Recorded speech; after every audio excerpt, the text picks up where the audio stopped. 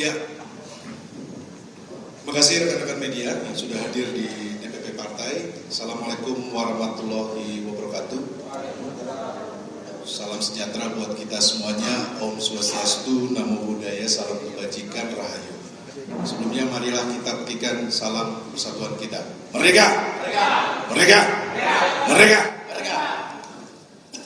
Terima kasih rekan-rekan yang masih ada di lantai 5. Kami dari tim hukum Sekjen PDI Perjuangan Mas Hasto Kristianto akan menyampaikan update atau beberapa hal terkait dengan perkembangan dari pendampingan kami pada Sekjen PDI Perjuangan Mas Hasto Kristianto. Di sini dihadiri oleh Pak Magdir Ismail, kemudian ada sebelah kanan ada Bung Alfon Kurnia Palma, kemudian ada Bung Johannes Tobing, sebelah kiri kawan-kawan kenal semuanya, tidak kalah gagahnya juga, ada Bung Patra, dan di samping sebelah kiri ada Dr. Duke. Terima kasih kawan-kawan, tentunya kami akan menyampaikan beberapa hal. Yang pertama, yang ingin kami sampaikan kepada publik, kami mendengar informasi bahwa Sekjen PDI Perjuangan Mas Hasto Kristianto ditarget akan ditahan sebelum Kongres PDI Perjuangan yang akan berlangsung dalam waktu dekat. Kedua, penahanan Sekjen PDI Perjuangan Mas Hasto Kristianto kami duga tujuannya untuk mengganggu proses konsolidasi Partai Demokrasi Indonesia Perjuangan. Penahanan ini juga dimaksudkan untuk menekan PDI Perjuangan agar tidak lagi bersuara kritis terhadap perusakan demokrasi dan konstitusi yang dilakukan oleh mantan Presiden Joko Widodo dan aparatusnya di penghujung kekuasaannya. Selanjutnya, semua proses sejak dari pemanggilan, penyitaan properti pribadi, pentersangkaan, dan yang terakhir penggeledahan kediaman Sekjen PDI Perjuangan Mas Hasto Kristianto, kami nilai tidak menunjukkan upaya yang murni demi penegakan hukum, tetapi merupakan bagian dari operasi politik dengan mentarget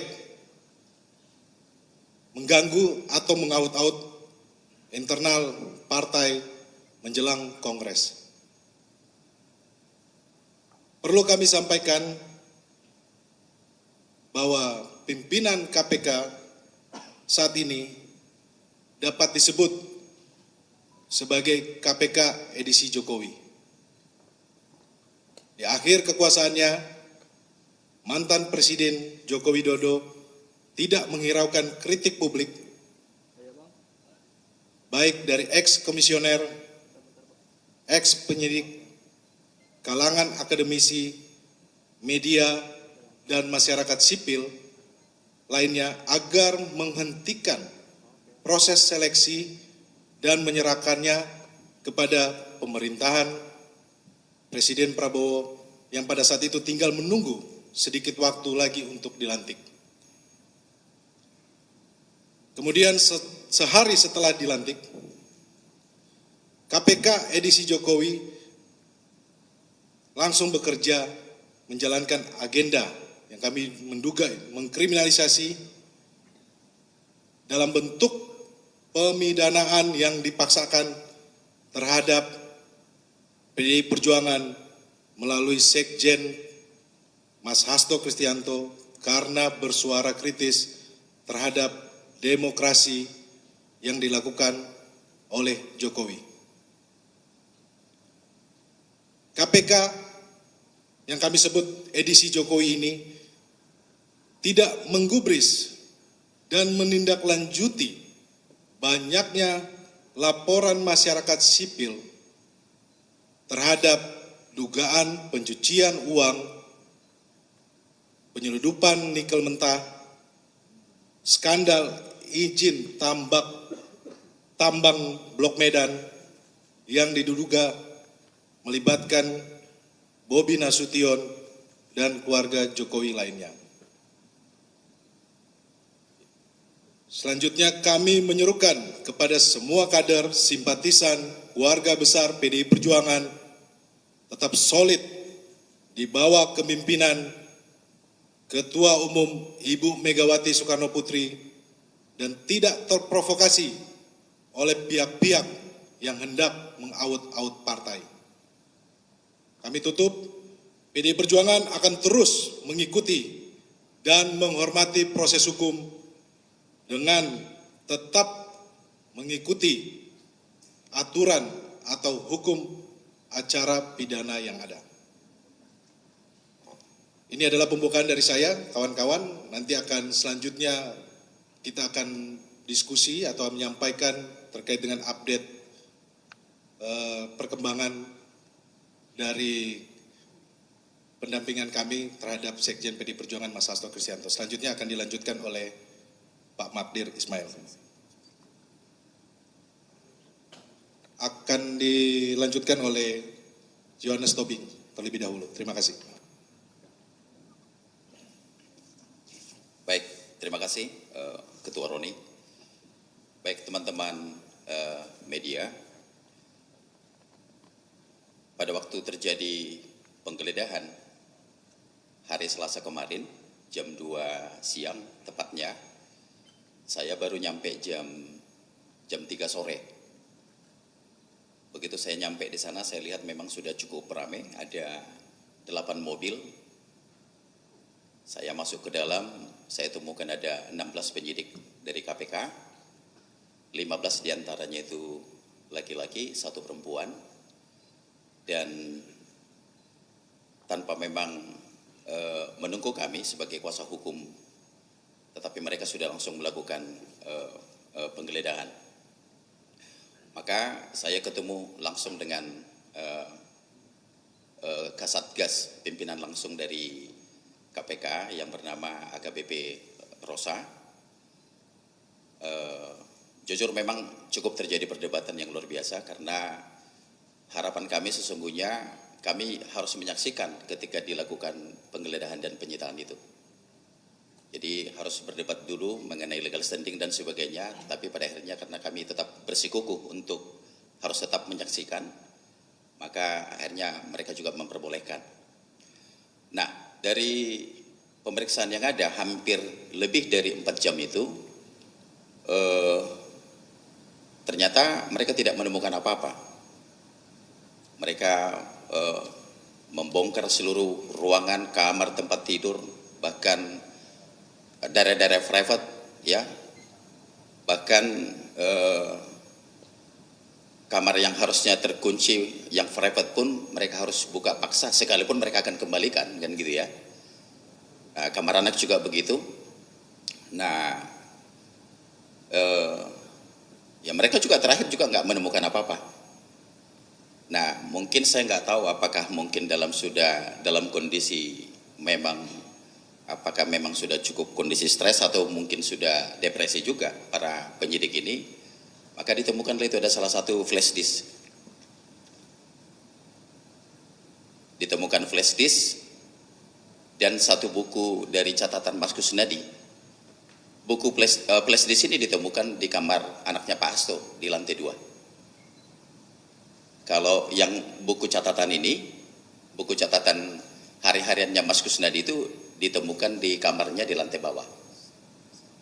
Nah, flash disk ini ternyata setelah kita konfirmasi ke anaknya Pak Hasto, ternyata itu juga bukan miliknya juga. Artinya tidak mengetahui. Kita tanya ke Pak Hasto juga, Pak Hasto juga nggak mengetahui. Nah, ukuran buku ini, buku catatan ini, catatan Kusnadi ini cukup kecil, ya, yang ukuran setangan, gitu ya. Nah, begitu kita periksa juga, buku itu ternyata buku itu hanya pada waktu dibuatkan berita acara pemeriksaan saya lihat langsung karena tadinya mereka keberatan kan, nggak boleh, harus kita lihat isi flash disknya dan sebagainya. Nah ternyata di buku catatan itu hanya dulu Mas Kusnadi itu pernah bikin bisnis bersama sama adiknya yang bernama Udin. Jadi namanya juga namanya Kus Udin nama PT-nya tuh. Jadi perusahaan kecil, mereka modal 10 juta masing-masing, jadi total 20 juta untuk bercocok tanam untuk yang namanya itu bawang merah di kampungnya. Nah, jadi saya juga nggak ngerti juga setelah saya ikutin perkembangan yang lebih dalam, ya. Mereka datang 16 orang, sebegitunya mereka untuk bekerja dengan masifnya, belum dengan penjagaan yang ketat, pakai seragam dari anggota kepolisian, pakai laras panjang. Ya ini saya kira memang sangat over lah, berlebihan. Nah, yang bikin saya jadi keki untuk teman-teman media, yang bikin lucu nih, ya. Jadi dari penyidik KPK ini rupanya sudah menyiapkan berapa banyak cover gitu. Saya lihat sendiri dengan mata kepala waktu dimasukkan ke mobil Innova itu ada 4 koper tuh. Satu koper biru yang besar itu ternyata katanya untuk menyimpan yang 2 alat bukti yang mereka sita itu. Nah, jadi saya juga cukup bingung kenapa kok harus menggunakan cara terkesan seolah-olah dibawa sebegitu banyak berkas dari rumahnya Pak Hasto. Nah, total cover itu yang saya lihat ada 4 ya. Nah, jadi ini saya kira yang perlu harus mau kita sampaikan, maksudnya supaya lurus bahwa memang tidak ada yang disita, digeledah dari rumahnya Pak Hasto, ternyata cuman hanya flash dan buku catatan. Nah, demikian juga setelah selesai melakukan penggeledahan di kediaman Pak Hasto yang di Bekasi, mereka lanjut ke Kebagusan. Di Kebagusan itu mereka juga melakukan penggeledahan dan penyitaan, dan ternyata mereka juga tidak menemukan apa-apa. Jadi boleh dibilang hasilnya 0. Nah, mereka juga tidak mengundang media. Biasanya kan kalau KPK mau ngapa-ngapain ini kan mereka sudah, medianya udah siap tuh, udah bocor kemana-mana tuh. Jadi di sana juga mereka tidak menemukan apa-apa. Maka saya patut diduga ini bahwa memang apakah memang ini hanya untuk menjalankan perintah saja, seolah-olah memang sudah dikerjakan penggeledahan ini, yang seharusnya dengan profesional ini harusnya berimbang kan gitu ya. Saya kira cukup tidak beralasan orang sebanyak itu bekerja tetapi tidak menemukan hasil apa-apa. Dan jujur memang saya cukup bicara banyak dengan mereka, tidak ada suatu hal yang serius saya lihatin. Mereka juga bekerja santai, ya kalau memang waktunya lagi sholat, yang ngobrolnya juga biasa. Jadi artinya tidak ada yang harusnya tendensius atau apa yang betul-betul signifikan harus dikerjakan. Nah, jadi itu untuk teman-teman media yang perlu saya luruskan terkait soal penggeledahan di 2 tempat itu. Artinya penyidik KPK tidak menemukan apa-apa. Artinya tidak menemukan barang terkaitan terhadap perkara Harun Masiku yang sedang mereka keluarkan hari ini. Demikian dari saya, Pak Ketua. Ya. Terima kasih. Nanti akan dilanjutkan oleh Bung Alfon. Silakan, Bung. Terima kasih. Oke, terima kasih. Teman-teman semua, sebagaimana dikatakan oleh Saudara Ju tadi, setidaknya ada beberapa hal yang ingin disampaikan. Pertama-tama, tadi Saudara Ju secara tidak langsung mengatakan berlebihan. Nah, dalam konteks itu sebenarnya kita bisa melihat bahwa ada namanya extra excessive force gitu. Jadi penggunaan kekuatan yang berlebihan di situ. Yang seharusnya itu dilakukan secara proper dan proporsional. Nah, kalau pada saat ini tidak ada hambatannya begitu besar, kenapa diperlukan kekuatan-kekuatan yang relatif besar, bahkan mempergunakan laras panjang tadi sebenarnya. Itu satu soal. Dan kemudian yang kedua, ini terkait dengan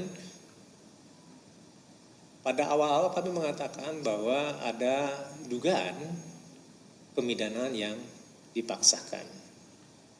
Kenapa kami katakan demikian? Karena ini terkait dengan dua alat bukti yang cukup dan sah. Nah, dalam konteks itu sebenarnya kita melihat bahwa sebelumnya itu sudah ada perkara nomor 28 tahun 2020, di mana di dalam perkara tersebut itu sudah ingkrah, dan kemudian yang namanya saksi-saksi yang ada di situ itu dengan sprindik terdahulu sudah tutup. Dalam artian itu sudah tidak bisa dipergunakan sprindiknya gitu. Nah, kemudian kami juga melihat ada realitas ketika Mas Hasto itu dipanggil.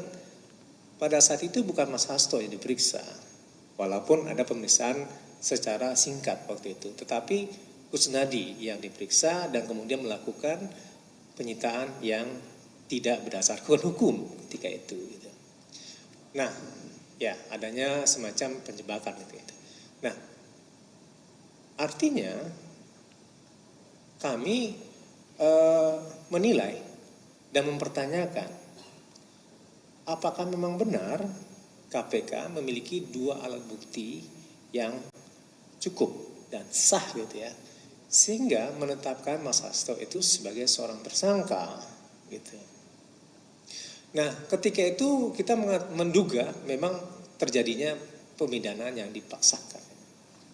Nah, baru-baru ini mungkin teman-teman juga mengetahui gitu ya, bahwa ada juga pemanggilan-pemanggilan lagi gitu kepada saksi-saksi yang ada dalam perkara 28 tahun 2020 tersebut gitu. Nah, artinya kalau misalnya ini dipergunakan, apakah memang betul sudah ada dua alat bukti yang sah di situ? Ini menjadi suatu pertanyaan mendasar loh. Karena dalam penetapan seseorang menjadi tersangka itu harus didasari dua alat bukti yang cukup dan sah. Nah, kenapa pertanyaannya KPK memanggil lagi gitu ya? Untuk apa? Ya saksi-saksi. Untuk apa? Apakah sebelumnya tidak cukup? Kalau berdasarkan dari putusan nomor 28 tahun 2020 tersebut itu. Jadi hipotesisnya ya, bisa jadi salah kami gitu ya. Pada saat Mas Hasto ditetapkan tersangka itu tidak memiliki dua alat bukti yang cukup. Gitu. Nah, langkah-langkah seperti ini itu sebenarnya ada ada rules namanya, atau namanya exclusionary rules atau rules pengecualian. Rules ini menyatakan bahwa apabila ada langkah-langkah dari seorang penyidik yang dilakukan tidak berdasarkan hukum, itu tidak bisa dipergunakan. Tidak bisa dipergunakan. Itu dinamakan sebagai malicious prosecution. Nah, atau dengan kata lain dikatakan sebagai penyidikan yang tidak baik. Gitu. Nah, jadi pada saat ini kita ingin mempertanyakan apakah memang benar pada saat ini sudah ada dua alat bukti yang sah atau tidak. Gitu. Apabila tidak, ya ini memang menjadi sangat meragukan itu. Jadi di dalam hukum pidana itu harus ditemukan suatu bukti yang sangat prima atau prima facie. Gitu ya. Nah, ada doktrin hukum pidana yang mengatakan adalah fruit the poison tree, gitu ya, yang pada intinya mengatakan buah yang jatuh dari pohon yang beracun tidak diperbolehkan untuk dimakan. Clear ya? Jadi kalau semisalnya ada suatu penyidikan, kalau alat buktinya tidak berasal dari pembuktian yang sah, tidak dapat dipergunakan untuk kepentingan penyidikan. Gitu. Itu kira-kira. Terima kasih. Oke, teman-teman, masih ada lagi yang akan disampaikan oleh kawan kita. Bung Patra, silakan. Terima kasih Pak Roni. Saya hanya singkat saja. Saya Patra MZ, kuasa Pak Hasto Kristianto. Yang saya mau sampaikan, kami mau sampaikan adalah sejak Komisi Pemberantasan Korupsi berdiri 27 Desember 2002. Saya ulang. Sejak 27 Desember 2002 baru kali ini KPK menerbitkan bukan 2, bukan 3, tapi 4 sprindik dalam satu perkara. Baru kali ini lebih dari 22 tahun KPK berdiri. Oleh karenanya, kalau ditanya, tentu di KPK sendiri ini pasti tidak bulat ini penyidiknya. Gak akan sepakat. Ya. Pasti ada tentu penyidik yang masih baik tuh di KPK. Sprindik pertama 9 Januari 2020. Sprindik kedua 5 Mei 2023. Sprindik ke-3 dan 4 23 Desember. Apa artinya penerbitan sprindik, surat perintah penyidikan? Apa konsekuensinya? Konsekuensinya ketika diterbitkan sprindik anggaran, Pak. Biaya, Bu. Maka kalau kita tarik sejak penetapan tersangka Harun Masiku Januari 2020, boleh masyarakat pertanyakan berapa sudah anggaran yang dimakan, ditelan, digunakan oleh KPK. Belum lagi termasuk katanya operasi pencarian Harun Masiku, baik di dalam negeri maupun di luar negeri. Kalau saya, Pak Hasto, bukan Sekjen Partai Demokrasi Indonesia Perjuangan, saya kira masyarakat sepakat tidak akan sampai begini. Maka dugaan kriminalisasi, dugaan yang namanya pemaksaan, dugaan order valid. Tidak boleh juga kita melarang masyarakat menduga seperti itu. Yang pertama, 4 sprindik. Yang ketiga, biaya. Yang 4, putusan pengadilan sudah menyatakan ada 4 orang bertemu di Grand Hyatt menyatakan bahwa uang itu uang Harun Masiku. Di halaman 160 dan 167. Kalau saya penyidik, stop. Kenapa? Karena dalam 2 persidangan dipanggil saksi-saksi di bawah sumpah. Sudah ditanya, uang ini punya siapa? Harun Masiku. Apalagi yang mau dicari? Oleh karenanya, di dalam hukum itu ada yang disebut dengan analisis ekonomi dalam hukum pidana. Sudah diterapkan di negara maju. Sudah diterapkan di Amerika, di negara-negara maju. Pemberantasan korupsi harus seimbang dan sejajar dengan peningkatan kesejahteraan masyarakat, dengan kepentingan sosial. Mengapa? KPK ini bukan duit kantongnya, Pak. Bukan duit pribadi ini yang digunakan. Maka tentu kita berharap keberadaan KPK perlu dievaluasi. Terlebih pada prinsip dasarnya KPK ini semestinya ditunjuk dan dibentuk di era Presiden Prabowo. Itu saja yang saya mau sampaikan. Ya, saya berharap masih ada penyidik-penyidik KPK yang baik. Ya, karena ada juga kita tahu bahwa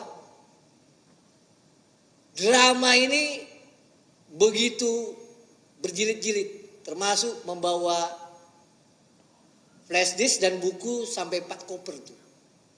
Dan baru pertama ibu bapak juga pasti mengalami, ya, begitu penggeledahan nggak ada kan berita keluar kan, apa yang mau dilihatin, ya kan?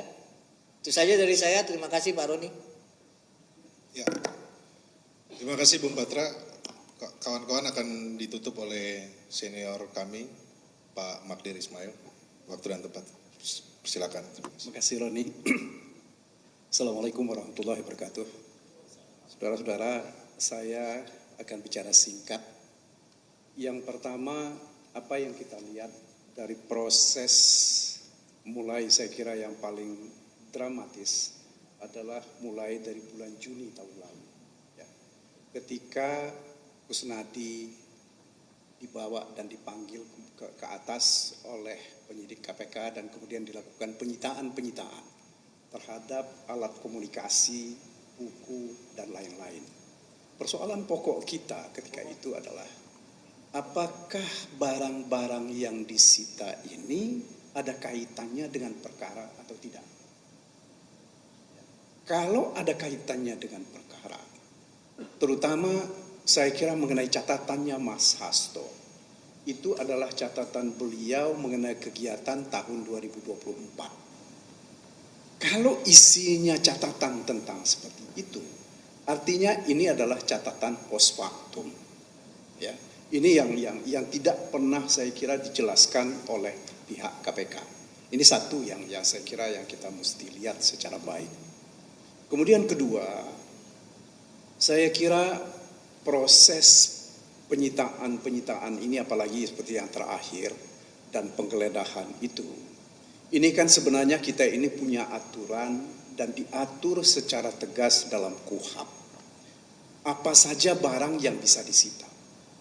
Ya, pasal 39 kalau saya tidak keliru dalam KUHP itu dikatakan berkaitan dengan kejahatan, hasil dari kejahatan digunakan untuk melakukan kejahatan atau digunakan untuk menghalang-halangi penyidikan perkara terkait dengan kejahatan itu. Ini yang kita tidak pernah mendengar secara real, atau paling tidak ya untuk kami ya, tidak pernah ada penjelasan apa hubungannya barang-barang yang disita itu dengan perkara ini. Ya, karena dalam perkara ini, dalam perkaranya Mas Hasto ini ada 2 sangkaan. Yang pertama, beliau disangka melakukan penyuapan bersama-sama dengan Harun Masiku, menyuap Tio dan Wahyu. Ya. Kalau memang betul adalah sangkaannya itu, artinya uang untuk suap itu sudah disita oleh KPK. Saya kira di dalam persidangan dalam perkaranya Saipul kita bisa lihat itu. Ya. Jadi apa alasannya lagi kalau itu salah satu di antaranya. Kemudian yang kedua, ya, saya kira juga yang kita mesti lihat, Mas Hasto ini juga disangka melakukan penghalangan penyidikan ya, dalam perkara ini. Yang fokusnya kalau saya tidak keliru dari SPDP itu menghalang-halangi penyidikan terutama terkait dengan Mas Harun Masiku. Bagaimana seorang Hasto Kristianto disangka melakukan 2 perbuatan ya, yang itu terkait dengan dirinya sendiri. Dia dituduh disangka melakukan penyuapan bersama-sama dengan Harun Masiku. Tetapi pada sisi yang lain, dia bersama-sama dengan kawan yang lain disangka melakukan obstruction of justice terhadap perkaranya Harun Masiku. Yang dia juga menjadi tersangka di situ. Nah ini saya kira drama ini, ya, apalagi kemudian dilanjutkan dengan drama penyitaan-penyitaan. Ya, SPDP bocor sebelumnya. Ini sesuatu yang tidak sepatutnya terjadi pada negara hukum Republik Indonesia ini. Dan terus terang kita sesalkan bahwa konstruksi perkara yang dibuat seperti ini ya, ini mengakibatkan orang beranggapan bahwa perkara ini adalah lebih jelas, lebih tercium aroma politiknya. Jadi jangan disalahkan kalau seandainya kami sebagai penasehat hukum dan teman-teman di PDIP menganggap bahwa perkara ini adalah perkara politik karena memang aromanya lebih tajam aroma politik daripada aroma penegakan hukum. Saya ingat tahun 2020 ketika mulai penyidikan itu akan dilakukan, penyelidikan kalau nggak saya keliru ketika itu, beberapa penyidik KPK mendatangi kantor DPP ini pagi-pagi sekitar 5:30 atau 6:30 pagi, ya, tetapi tidak bisa menunjukkan surat untuk melakukan penggeledahan di kantornya Mas Hasto. Ini saja adalah satu bentuk dari kegiatan yang menghalalkan segala cara untuk ya paling tidak memprovokasi masyarakat untuk menganggap bahwa Mas Hasto ini terlibat dalam kejahatan yang dilakukan oleh Harun Masiku. Saya kira saudara-saudara, kalau kita mau coba berpikir jernih, saya berkali-kali ngomong di beberapa tempat, kalau ini perkara suap oleh Mas Hasto, dia keluarkan uang untuk menyuap KPU. Ya. Kepentingan dia apa sih terhadap Harun Masiku? Saya nggak yakin Mas Hasto itu punya kepentingan untuk duduknya Harun Masiku di DPR. Ya, karena bagaimanapun juga nggak ada motif dari Mas Hasto untuk menyuap itu, sehingga apa motifnya itu keuntungan? Kan nggak mungkin. Jadi saudara-saudara, saya ingin sekali lagi menghimbau kita semua, mari kita lihat perkara ini secara proporsional, mengedepankan pendekatan hukum, bukan mengedepankan kekuasaan, apalagi kalau penggunaan kekuasaan ini karena pesanan dari pihak-pihak tertentu. Dan tentu saja bagi kami perkara ini perkara yang sangat serius dan pasti ini akan berdampak panjang kalau tidak ada penyelesaiannya dengan segera. Saya kira itu yang saya bisa sampaikan. Sekali lagi terima kasih atas perhatian saudara-saudara. Untuk hal yang lain tentu nanti akan kami sampaikan pada kesempatan yang berbeda, terutama terkait dengan hal-hal yang juga penting mungkin minggu depan, Ron, ya, ketika kita sudah pasti melakukan satu tindakan hukum yang lain. Terima kasih. Assalamualaikum warahmatullahi wabarakatuh. Ya, terima kasih Pak Magdir. Jadi kawan-kawan, sebenarnya yang kita melihat keanehan atau keganjilan terhadap proses Sekjen PD Perjuangan Mas Hasto Kristianto yang dilakukan oleh KPK, yang kami lihat kami amati dari kemarin ya, ada panggilan ya terhadap mantan penyidik. Jadi ini konteksnya penyidik memeriksa mantan penyidik.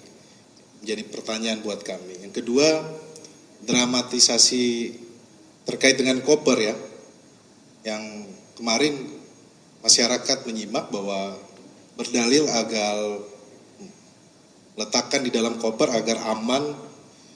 Namun menurut kami akal sehatnya publik tidak bisa menerima alasan tersebut ya, karena itu hanya sebuah flash disk dan buku kecil. Kami melihat ini bagian dari penggiringan opini yang terus terjadi, yang akan dilakukan sejak panggilan pertama terhadap Sekjen PD Perjuangan. Kemudian kami melihat juga bahwa penggeledahan ini mengkonfirmasi bahwa KPK tidak mempunyai bukti yang cukup ketika mentersangkakan Sekjen PD Perjuangan Mas Hasto Kristianto. Dan juga kembali lagi di awal pada saat penetapan tersangka Mas Hasto Kristianto tanggal 24 Desember 2024 telah terjadi kebocoran sprindik yang pada saat itu bahkan jubir KPK menyampaikan kepada publik bahwa tidak tahu. Nah, ini kami menduga bahwa ini adalah bukti bahwa KPK diremot oleh pihak-pihak luar KPK.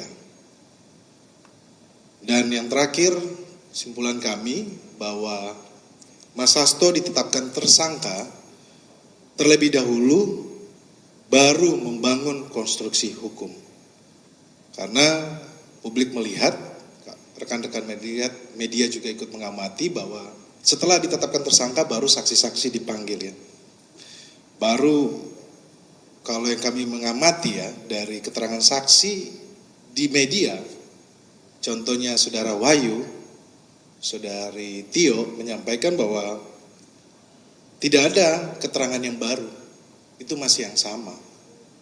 Artinya apa? Bahwa kasus ini sudah diuji di persidangan, kemudian sudah putusannya sudah ingkrah. Ini yang kami bertanya-tanya, KPK maunya apa?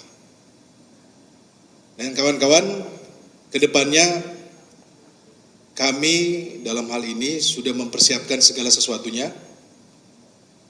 Kita akan sering bertemu dengan rekan-rekan media, kita akan menyampaikan sikap politik kami, PDI Perjuangan, dan tim hukum akan melaporkan perkembangan yang akan kita sampaikan dalam 7 bahasa, agar ini diketahui oleh dunia internasional terkait dengan apa yang terjadi penegakan hukum di Indonesia. Dan Mas Hasto Kristianto secara pribadi sudah menyampaikan kepada saya, apabila nanti akan menghadapi persidangan, pledoinya akan ditulis dalam 7 bahasa. Sehingga bisa disiarkan dan bisa disaksikan oleh seluruh dunia. Oke teman-teman, terima kasih untuk waktunya. Kami berikan kesempatan untuk tanya jawab. Silakan.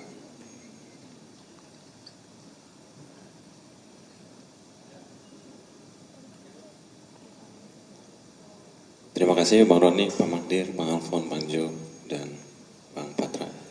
Saya Fatan dari CPNN. Saya ada 3 pertanyaan. Pertama itu soal flash disk ya.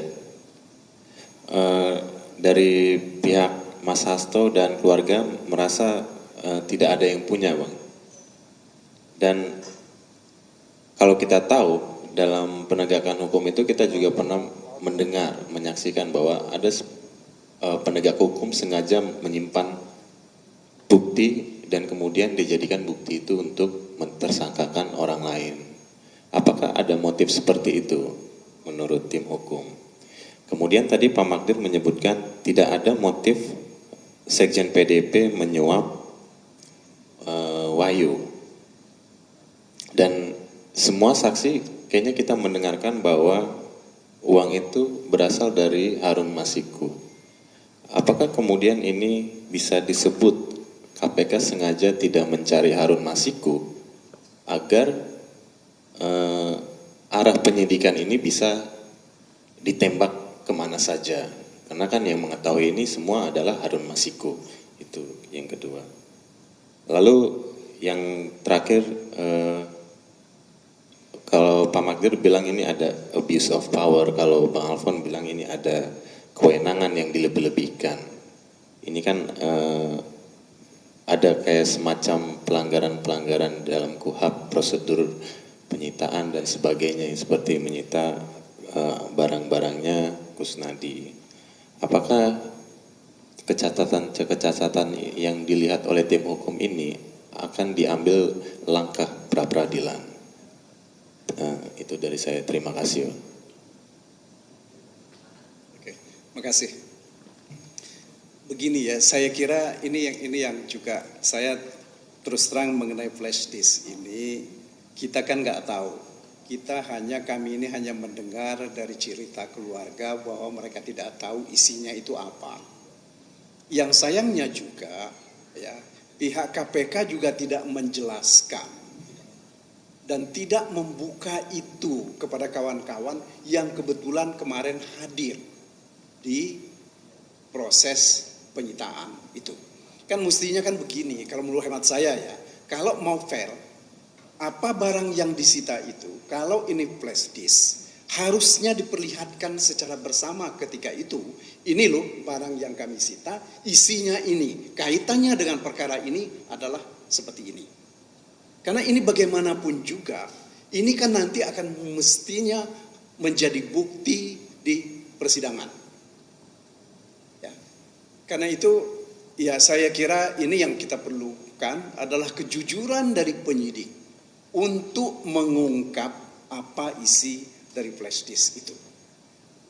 Itu saya kira yang harus disampaikan nanti oleh pihak KPK. Kemudian mengenai soal motif ini tadi ya, saya memang dari awal saya itu selalu berpikir bahwa kejahatan itu kan mesti ada motifnya. Ya. Nggak mungkin orang melakukan kejahatan tanpa motif. Kalau orang menjambret saja pasti dia ingin menguasai harta orang. Ya. Apalagi di dalam fakta persidangan tidak pernah terungkap motifnya Mas Hasto. Apa sih? Untuk apa? Ya, apalagi kepentingan dia menyerahkan uang atau memberikan uang kepada Harun Masiku itu untuk apa? Ya, ini saya kira saya nggak yakin bahwa dia punya kepentingan, meskipun memang motif itu belum menjadi unsur dari delik. Ya. Tetapi paling tidak kalau ini terkait suap, mestinya motif itu masuk dalam unsur delik.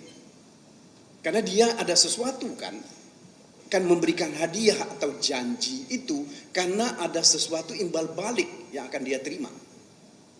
Ada keuntungan untuk dia. Nah ini yang kita tidak pernah tahu, tidak pernah ada. Ya, fakta persidangan juga tidak menyebut hal seperti itu. Nah persoalannya sekarang apakah secara sengaja perkara ini supaya menjadi besar dan menjadi heboh, ya, Harun Masiku dilupakan, ya, jadi supaya besar, ya Mas Hasto yang dijadikan tersangka. Ya. Karena sampai sekarang kan kita tidak pernah mendengar penjelasan resmi dari pihak KPK, Harun Masiku itu masih ada atau tidak, ya, dan beliau ada di mana. Kan berkali-kali yang kita mendengar berita, membaca beritanya, sebentar lagi akan dilakukan penangkapan terhadap Harun Masiku. Saya ingat dari tahun lalu, ya. Tapi alhamdulillah sampai sekarang belum juga gitu. Apakah karena pinternya Harun Masiku atau karena memang tidak ada niat secara baik mencari Harun Masiku, ya, mengalihkan perkara ini dengan beban yang ada pada Mas Hasto, pasti ini lebih seksi, ya, karena bagaimanapun juga ini terkait dengan kedudukan beliau sebagai sekjen partai pemenang pemilu. Apalagi kalau misalnya ada pihak-pihak tertentu yang ingin mengambil alih partai ini, kan paling mudah itu untuk mereka dorong adalah mengatakan bahwa partai ini dikemudikan oleh orang yang melakukan kejahatan. Nah ini yang harus kita lihat betul secara baik. Ya. Atau ini cuma pengalihan isu karena ya kita nggak tahu ya isu yang berkembang sekarang ini sebenarnya apa. Selamat datang Erna. Ya. Jadi itu yang saya kira yang kedua yang saya ingin sampaikan. Kemudian yang ketiga tentang abuse of power. Ini saya kira saya kritik KPK terhadap abuse of power ini. Saya nggak tahu, sejak 2007-2006an saya sudah melakukan kritik-kritik terhadap KPK tentang abuse of power ini. Kenapa? Karena seharusnya mereka tidak berpedoman sepenuhnya kepada SOP yang mereka buat. Seharusnya pedoman mereka itu adalah KUHP. Akan tetapi KUHP itu sekarang mereka terjemahkan dengan SOP yang cukup banyak melanggar atau paling tidak sesuai dengan aturan baku yang sudah ditetapkan dalam KUHP. Misalnya salah satu contoh seperti saya sampaikan tadi, barang yang disita itu harus ada kaitannya dengan kejahatan. Nah, barang itu sudah disita kok. Ya kan? Apalagi yang mau dicari? Kecuali kalau misalnya dari kemarin, dari persidangan yang lalu, ada sejumlah uang yang masih disimpan di tempat-tempat tertentu untuk menyuap Wahyu. Tapi kan ini kan tidak pernah ada. Ya, jadi saya kira itu salah satu bentuk apa yang kita sebut tadi sebagai abuse of power yang dilakukan oleh penyidik. Satu hal lagi saya kira seperti disampaikan oleh Roni tadi, ada berita bahwa penyidik memanggil mantan-mantan penyidik. Ini bukan hanya tidak objektif, ini tidak boleh mereka lakukan. Sebab keterangan dari mantan penyidik ini adalah apa yang kita sebut dengan keterangan de auditu. Keterangan katanya. Karena dia bukan pihak yang menyaksikan perbuatan pidana itu. Kan yang harusnya menjadi saksi itu adalah orang yang mengetahui secara persis terjadinya perbuatan pidana. Bukan orang yang mendengar cerita. Kalau orang mendengar cerita, berarti cerita itu tidak ada nilai pembuktiannya. Nah, apalagi saudara-saudara, yang pokok sebenarnya yang kita tidak pernah dengar, bukti permulaan yang mereka punya sebagai delik inti dari suap, itu kita tidak pernah tahu. Kalau dari proses persidangan, perkaranya Saiful misalnya yang terkait langsung dengan Mas Hasto, ya, kan mestinya bukti permulaan yang cukup itu adalah uang berasal dari Mas Hasto. Tetapi di dalam perkara ini kan tidak pernah ada. Nah, jadi bagaimana mau dikatakan ada suap bersama-sama oleh Mas Hasto menyuap Wahyu Setiawan? Saya kira itu kira-kira yang bisa saya jelaskan. Terima kasih, Ron. Oke, kawan-kawan, saya pikir sudah cukup ya. Terkait dengan pra peradilan nanti kita akan sampaikan. Karena ada beberapa agenda hukum yang kita akan lakukan. Kita akan sering-sering ketemu kawan-kawan media. Nanti pertemuan berikut kita menggunakan 7 bahasa. Ya. Jadi setiap langkah hukum yang akan kita ambil, kita akan menggunakan 7 bahasa, akan disiarkan di Belanda, Jerman, Prancis, China, dan supaya bahwa ini adalah peristiwa politik. Terima kasih. Untuk waktunya, ada lagi? Apa? Izin, ini untuk konfirmasi saja Bang, ini terkait dengan saksi-saksi yang sudah dipanggil sejak penetapan tersangka Mas Hasto kemarin, tanggal 24. Dari saksi-saksi yang sudah dipanggil KPK, kami ingin mengonfirmasi apakah benar ada semacam intimidasi ataupun tekanan yang diberikan kepada para saksi-saksi yang sudah hadir di KPK terkait dengan politisasi kasus hukum yang untuk menahan Mas Hasto dalam hal ini. Terima kasih. Ya, terima kasih. Kami mendapatkan informasi bahwa ada saksi yang memang dibujuk, terus dipaksa untuk menyampaikan keterangannya, dugaan keterangannya untuk mengkaitkan Sekjen PD Perjuangan Mas Hasto Kristianto.